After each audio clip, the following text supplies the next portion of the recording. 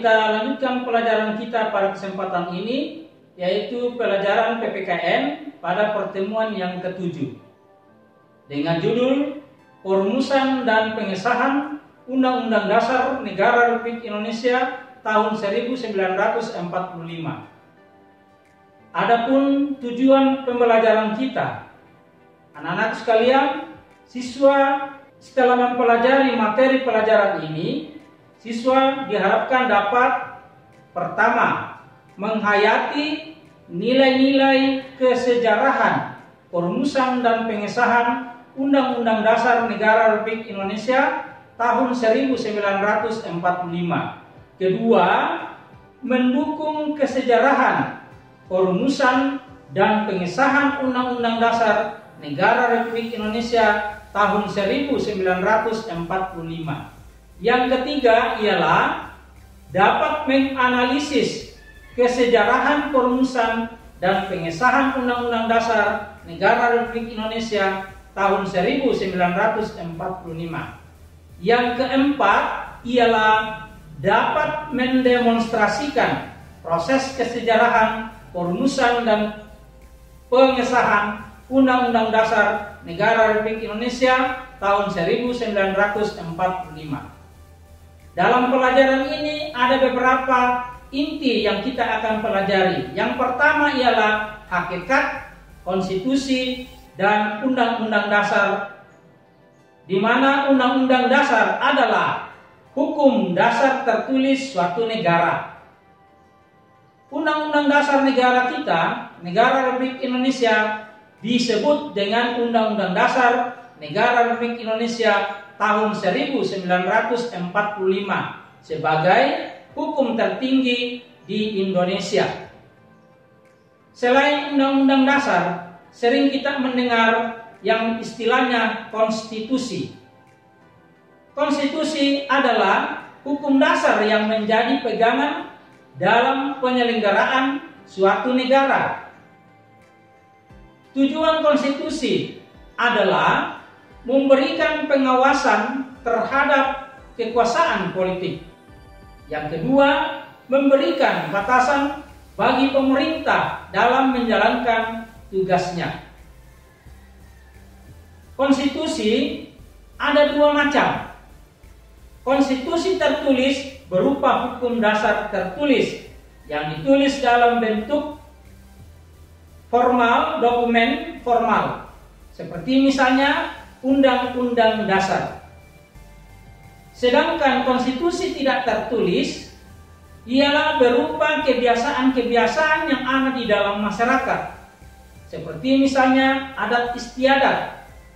Perumusan Undang-Undang Dasar Negara Republik Indonesia tahun 1945 adalah bahwa Undang-Undang Dasar dirancang dan dibahas oleh Badan Penyelidik Usaha-Usaha Persiapan Kemerdekaan Indonesia pada sidangnya yang kedua, yaitu pada tanggal 10 sampai 16 Juli tahun 1945.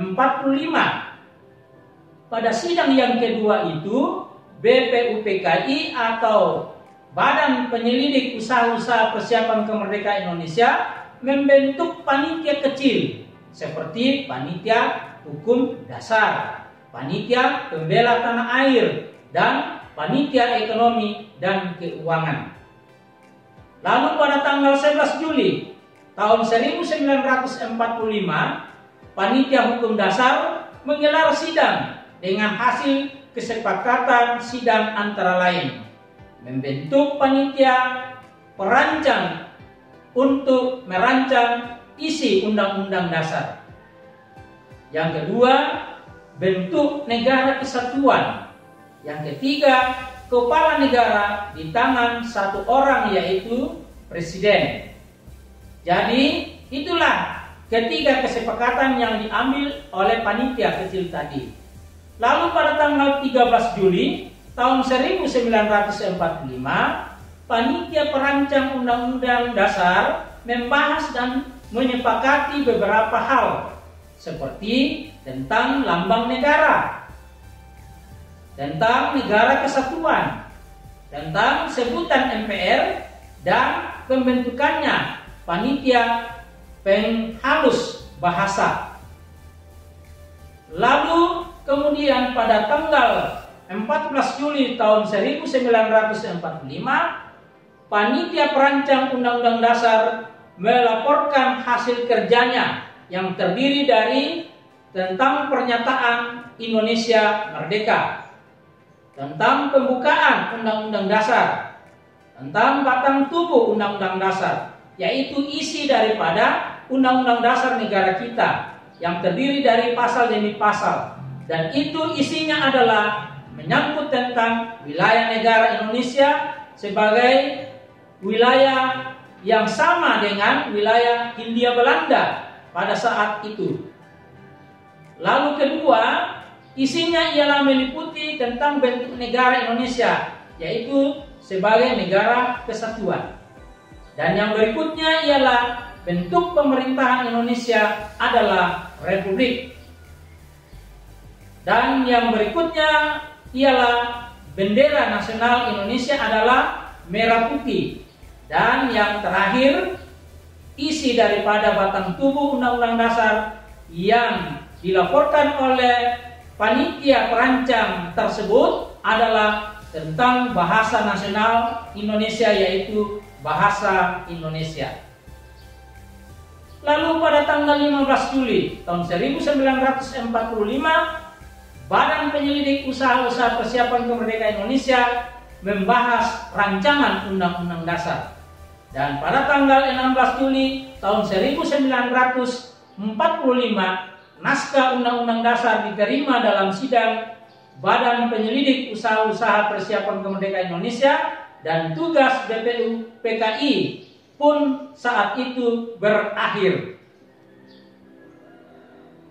Sekarang kita lihat tentang pengesahan Undang-Undang Dasar Negara Republik Indonesia tahun 1945.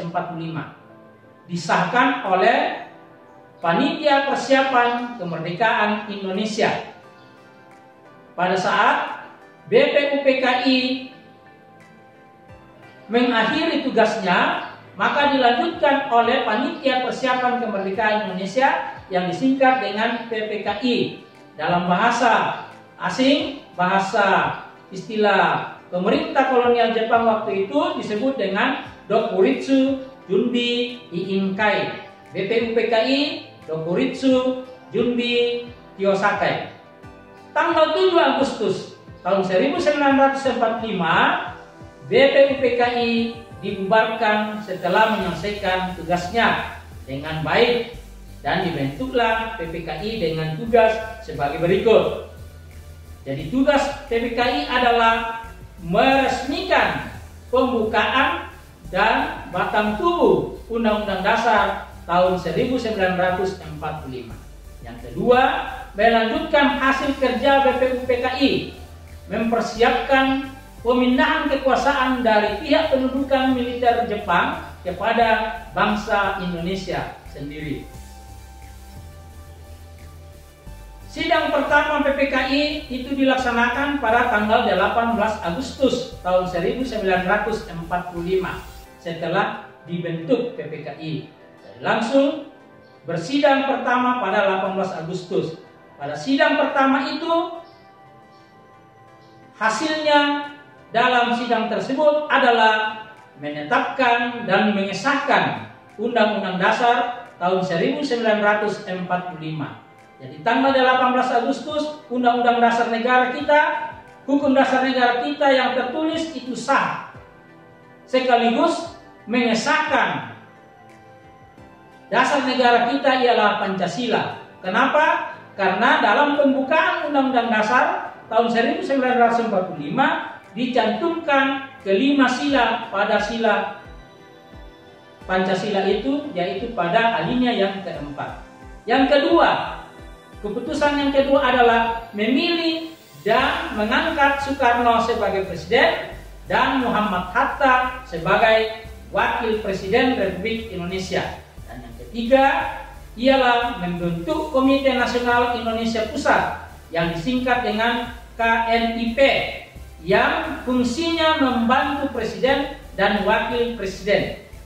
Kenapa? Karena waktu itu belum ada MPR. Pengesahan Undang-Undang Dasar tahun 1945 ini berjalan singkat karena faktor semangat persatuan dan kesatuan para pendiri bangsa saat itu. Dengan demikian, bahwa tugas kita atau pelajaran kita berakhir pada saat ini, maka sebagai tugas kalian di rumah adalah menuliskan dan menjelaskan perbedaan antara konstitusi dan undang-undang dasar. Tugas tersebut dijawab dengan aplikasikan pada classroom supaya bisa diperiksa. Demikian, terima kasih, selamat belajar, dan jaga kesehatan, jaga jarak, dan selalu pakai masker di rumah. Sekian dan terima kasih. Salam sehat.